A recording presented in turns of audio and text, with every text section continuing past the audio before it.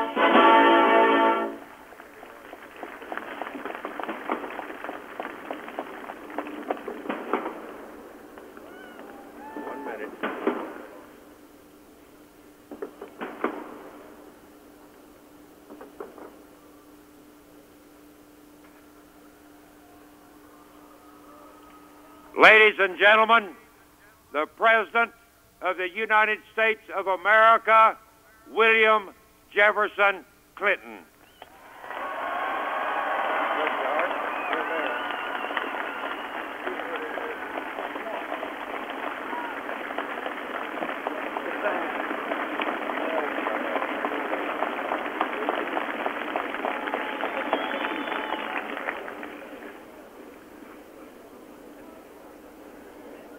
My fellow citizens, at this last presidential inauguration of the 20th century, let us lift our eyes toward the challenges that await us in the next century.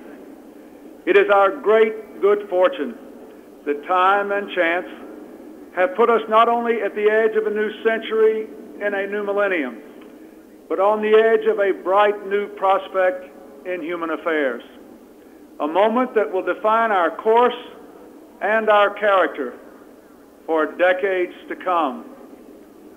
We must keep our old democracy forever young. Guided by the ancient vision of a promised land, let us set our sights upon a land of new promise. The promise of America was born in the 18th century out of the bold conviction that we are all created equal. It was extended and preserved in the 19th century when our nation spread across the continent, saved the Union, and abolished the awful scourge of slavery. Then, in turmoil and triumph, that promise exploded onto the world stage to make this the American century. And what a century it has been. America became the world's mightiest industrial power, saved the world from tyranny in 2 world wars and a long Cold War, and time and again reached out across the globe to millions who, like us, long for the blessings of liberty. Along the way, Americans produced the great middle class and security in old age, built unrivaled centers of learning and opened public schools to all, split the atom and explored the heavens, invented the computer and the microchip, and deepened the wellspring of justice by making a revolution in civil rights for African Americans and all minorities, and extending the circle of citizenship, opportunity, and dignity to women. Now, for the 3rd time, a new century is upon us, and another time to choose. We began the 19th century with a choice to spread our nation from coast to coast. We began the 20th century with a choice to harness the Industrial Revolution to our values of free enterprise, conservation, and human decency. Those choices made all the difference. At the dawn of the 21st century, a free people must now choose to shape the forces of the information age and the global society, to unleash the limitless potential of all our people, and yes, to form a more perfect union. When last we gathered, our march to this new future seemed less certain than it does today. We vowed then to set a clear course to renew our nation. In these 4 years, we have been touched by tragedy, exhilarated by challenge, strengthened by achievement. America stands alone as the world's indispensable nation. Once again, our economy is the strongest on earth. Once again, we are building stronger families, thriving communities, better educational opportunities, a cleaner environment. Problems that once seemed destined to deepen now bend to our efforts. Our streets are safer, and record numbers of our fellow citizens have moved from welfare to work. And once again, we have resolved for our time a great debate over the role of government. Today we can declare government is not the problem, and government is not the solution. We, the American people, we are the solution.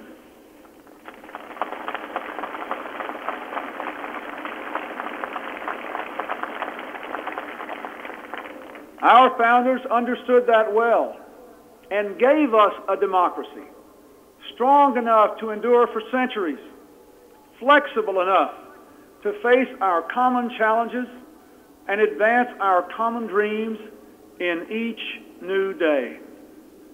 As times change, so government must change.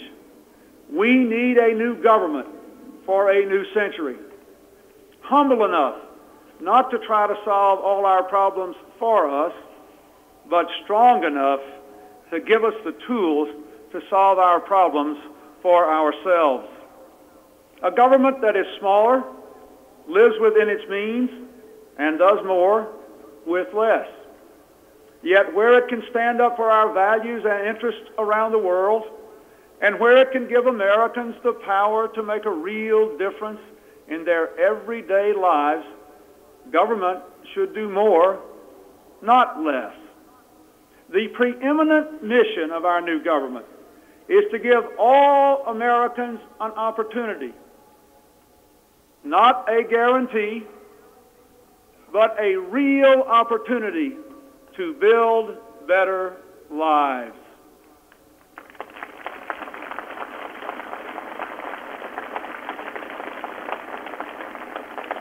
Beyond that, my fellow citizens, the future is up to us. Our founders taught us that the preservation of our liberty and our union depends upon responsible citizenship.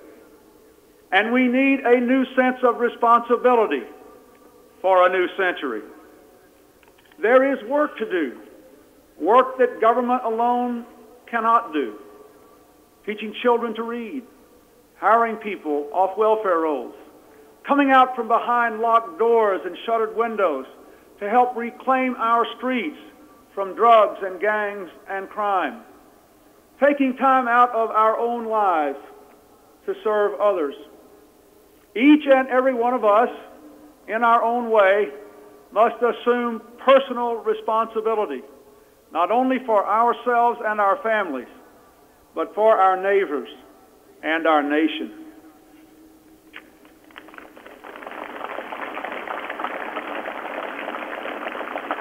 Our greatest responsibility is to embrace a new spirit of community for a new century. For any one of us to succeed, we must succeed as one America. The challenge of our past remains the challenge of our future. Will we be one nation, one people with one common destiny or not?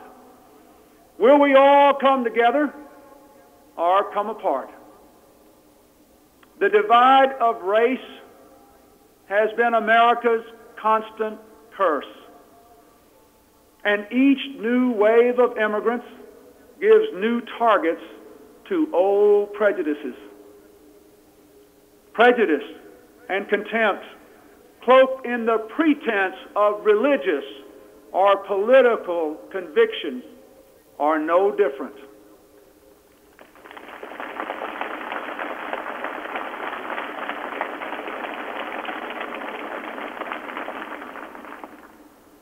These forces have nearly destroyed our nation in the past. They plague us still. They fuel the fanaticism of terror, and they torment the lives of millions in fractured nations all around the world. These obsessions cripple both those who hate and, of course, those who are hated, robbing both of what they might become. We cannot, we will not succumb to the dark impulses that lurk in the far regions of the soul everywhere. We shall overcome them.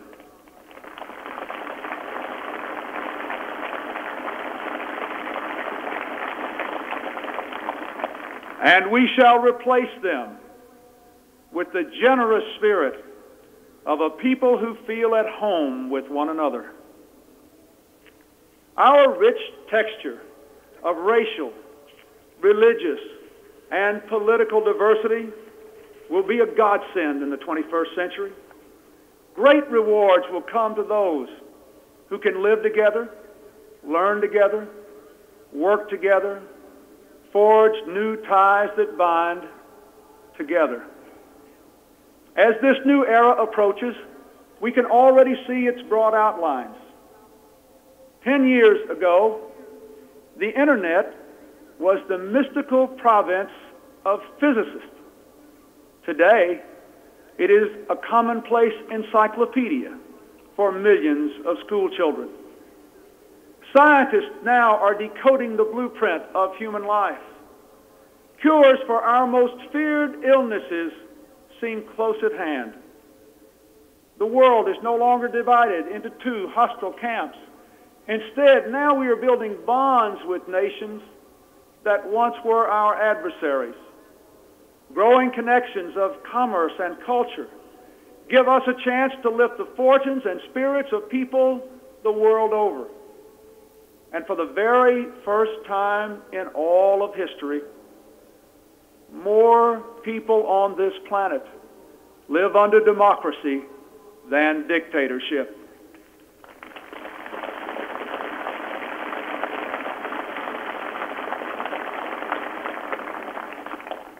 My fellow Americans, as we look back at this remarkable century, we may ask, can we hope not just to follow, but even to surpass the achievements of the 20th century in America, and to avoid the awful bloodshed that stained its legacy?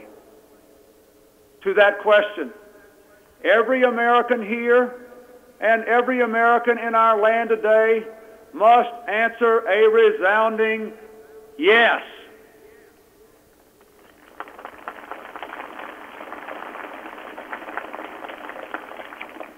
This is the heart of our task. With a new vision of government, a new sense of responsibility, a new spirit of community, we will sustain America's journey. The promise we sought in a new land, we will find again in a land of new promise.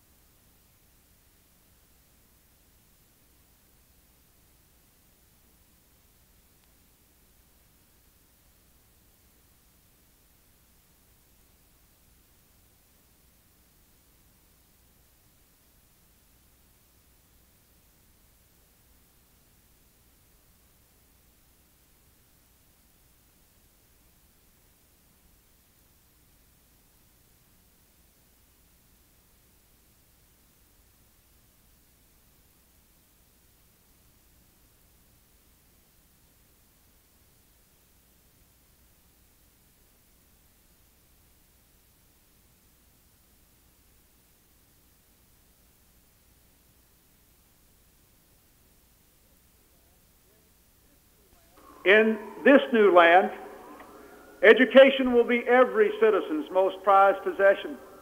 Our schools will have the highest standards in the world, igniting the spark of possibility in the eyes of every girl and every boy. And the doors of higher education will be open to all. The knowledge and power of the information age will be within reach not just of the few, but of every classroom, every library, every child. Parents and children will have time not only to work, but to read and play together. And the plans they make at their kitchen table will be those of a better home, a better job, the certain chance to go to college. Our streets will echo again with the laughter of our children, because no one will try to shoot them or sell them drugs anymore.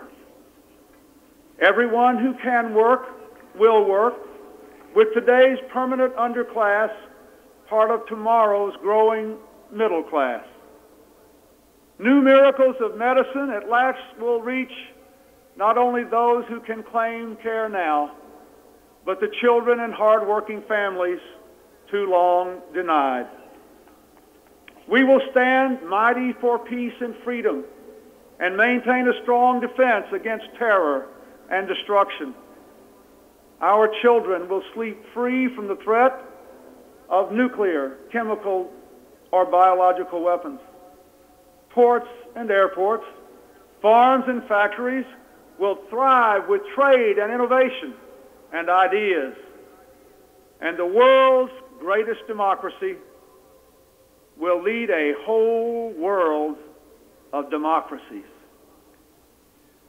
Our land of new promise will be a nation that meets its obligations, a nation that balances its budget, but never loses the balance of its values. A nation where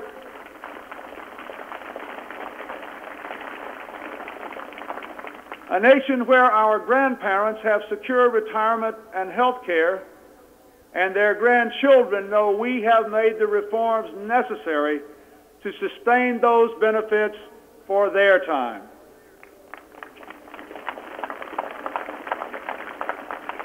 A nation that fortifies the world's most productive economy, even as it protects the great natural bounty of our water, air, and majestic land.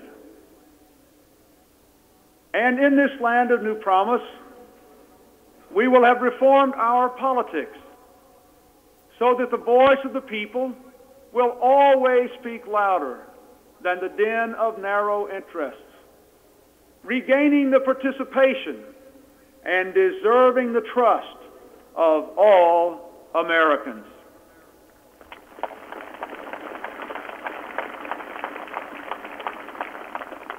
Fellow citizens, let us build that America, a nation ever moving forward toward realizing the full potential of all its citizens. Prosperity and power, yes, they are important, and we must maintain them. But let us never forget the greatest progress we have made and the greatest progress we have yet to make is in the human heart. In the end, all the world's wealth and 1,000 armies are no match for the strength and decency of the human spirit.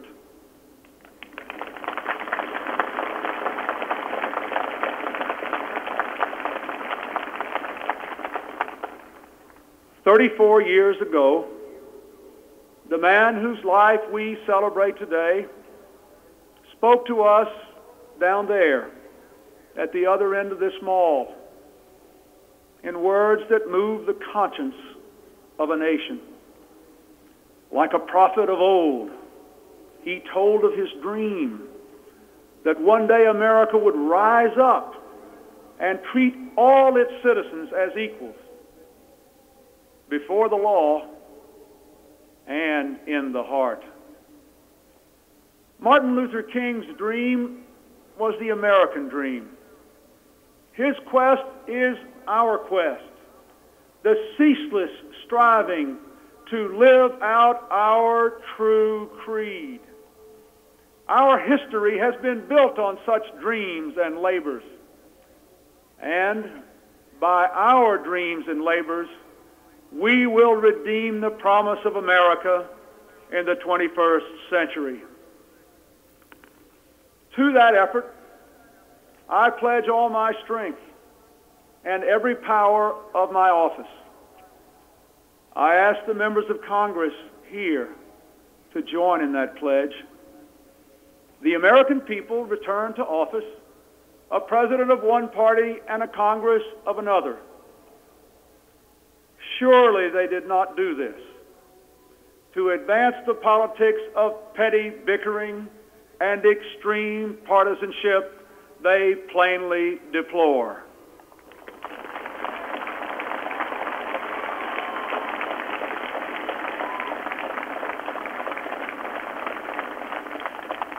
No, they call all us instead to be repairers of the breach and to move on with America's mission.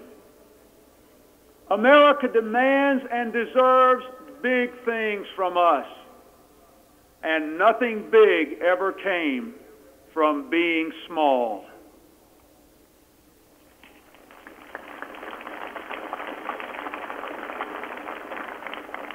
Let us remember the timeless wisdom of Cardinal Bernardin when facing the end of his own life. He said, "It is wrong to waste the precious gift of time on acrimony and division." Fellow citizens, we must not waste the precious gift of this time. For all of us are on that same journey of our lives. And our journey, too, will come to an end. But the journey of our America must go on. And so, my fellow Americans, we must be strong, for there is much to dare. The demands of our time are great, and they are different.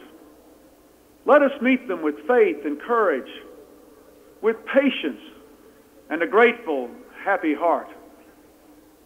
Let us shape the hope of this day into the noblest chapter in our history.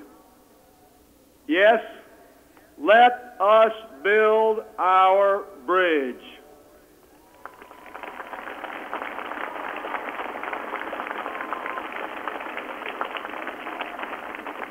A bridge wide enough and strong enough for every American to cross over to a blessed land of new promise. May those generations whose faces we cannot yet see, whose names we may never know, say of us here that we led our beloved land into a new century with the American dream alive for all her children, with the American promise of a more perfect union, a reality for all her people, with America's bright flame of freedom spreading throughout all the world. From the height of this place and the summit of this century, let us go forth. May God strengthen our hands for the good work ahead, and always, always bless our America.